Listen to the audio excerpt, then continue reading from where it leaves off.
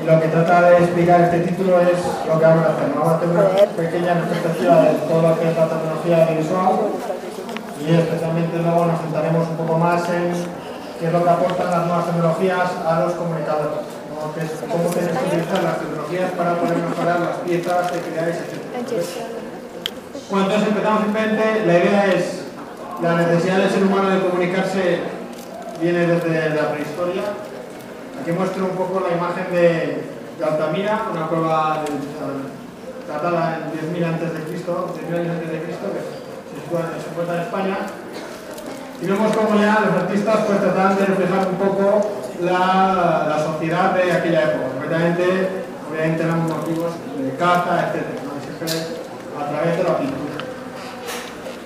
Según vamos evolucionando en la historia, hay otros métodos de representar la pintura, otro sistema, otro medio de comunicación visual sería, por ejemplo, la orfebrería. Además aquí estaréis en Colombia, que está muy arraigado, se ha trabajado mucho en la orfebrería como forma de representar un poco la sociedad también, ¿no? Seguimos un poco avanzando, ¿no? Vamos a ir viendo cómo vamos llegando a lo que estamos buscando, ¿no? Que al final es el cine, la televisión, etc. Un pasito más adelante pues está ya la escultura como medio de comunicación para el pueblo. Esto es obviamente el Imperio Romano, son las columnas trajanas, denominadas así por el emperador Trajano, que fue el primero en realizarlas. La gran parte del pueblo de aquella época no sabía leer, por lo tanto el medio de comunicación que se utilizaba para narrar las batallas, bueno, realmente las victorias, ¿no? Porque el emperador ponía lo que quería, pues ponía las victorias, se utilizaba el bajorrelieve escultórico. Entonces, poco a poco seguimos avanzando. La representación, realidad representada. Bueno, seguimos sin ser capaces todavía de capturar la realidad, ¿no? De hacer fotografías, como luego más adelante veremos cuando se empiece. Entonces, surge como medio probablemente más importante de comunicación, y aquí sí que ya estamos hablando de comunicación audiovisual, la realidad representada. Todos sabéis que ya en la época del Imperio Griego, el Imperio Romano, el teatro era una de las artes fundamentales que se trabajaban, ¿no? Pues ya vemos que el audiovisual como tal se ha utilizado prácticamente en todas las épocas por todos los imperios.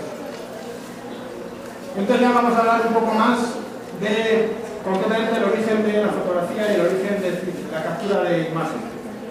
Aquí vemos lo que se conoce como cámara oscura o cámara estereopeica, lo podéis oír de las dos formas, y es un poco, digamos, el abuelo de una cámara fotográfica. Entonces, aquí es donde se empezaron a estudiar estas características que nos van a permitir después capturar la realidad. ¿Cómo funciona una cámara oscura? Pues es bastante un sistema sencillo. Se trata de una habitación de tamaño suficiente como para que entre una persona dentro, completamente oscura y cerrada por todas sus partes, efectuando un pequeño orificio, una abertura que se realiza en uno de sus extremos, que es lo que vemos aquí. ¿Vale? Este sistema lo que hace es que la luz se introduce dentro de esta cámara, que está totalmente oscura, y refleja exactamente lo que hay fuera de esta abertura, de este orificio. Esto se estudió ya en la época de los griegos y luego el Imperio Árabe, concretamente en los años 800, 900 después de Cristo, fueron los que lo perfeccionaron. Entonces, dentro se situaba el retratista, que de alguna manera calcaba la imagen que se había proyectado de lo que había fuera de la cámara oscura. ¿Vale? Entonces, todavía no estamos hablando de fotografía porque no capturamos la realidad como tal, pero sí que es ese primer acercamiento hacia poder reproducir la realidad de la forma más fidedigna posible. ¿Vale? Y por fin ya pues nos metemos en el siglo XIX y llega ese gran invento que de hecho revoluciona el siglo XIX, que es la fotografía. Más llega este invento basándose en todo lo que hemos hablado hasta ahora, sobre todo basándose en la cámara oscura y cámara estereopeica. Los tecnólogos de la época se dan cuenta de este efecto de que la luz exterior a una caja puede pasar al interior por un orificio, ¿no? Entonces surge, Louis Daguerre, que es el padre de la fotografía, es un inventor francés de 1835, en el siglo XIX, pero concretamente en 1835 crea el primer aparato fotográfico como tal, que es conocido como daguerrotipo.